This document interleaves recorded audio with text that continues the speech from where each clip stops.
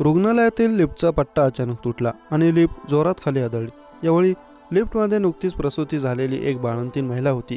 या घटनेत त्या महिलेचा अत्यंत वेदनादायी मृत्यू झाला आहे। मेरठमधील एका खासगी रुग्णालयात गुरुवारी हा अंगावर काटा आणणारा अपघात झाला। मिळालेल्या माहितीनुसार बाळंतिणीची मान लिफ्टमध्ये अडकली आणि तिचं जागीच निधन झालं।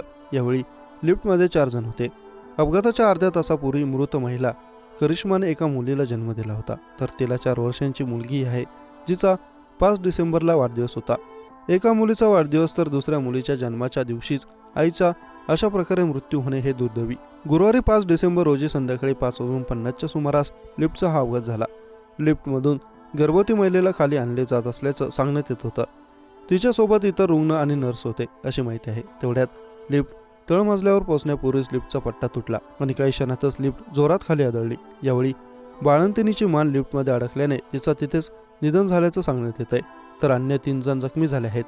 अपघाताची माहिती मिळताच मृत महिलेचे नातेवाईक लिफ्टजवळ पोहोचले आणि ती उघडण्याचा प्रयत्न करू लागले। त्यानंतर लगेचच रुग्णालयाचे तांत्रिक पथकही घटनास्थळी पोहोचले, मात्र गर्भवती महिलेचा जीव वाचू शकला नाही। मिळालेल्या माहितीनुसार अपघातामुळे संतप्त कुटुंबियांनी रुग्णालयाची तोडफोडही केली।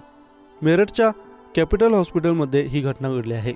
गर्भवती महिलेच्या मृत्यूची बातमी समजताच ऑपरेटरसह रुग्णालयातील कर्मचाऱ्यांचा एकच गोंधळ उडाला। अपघातानंतर संतप्त कुटुंबियांनी तोडफोड करत रुग्णालयातील मशीन इकडे तिकडे फेकल्या। तोडफोड पाहून रुग्णालयातील सुरक्षा रक्षक घटनास्थळावरून पळून गेले। परिस्थिती बिघडत असल्याचं पाहून इतर रुग्णांसोबत आलेले कुटुंबीय पळून जाताना दिसले।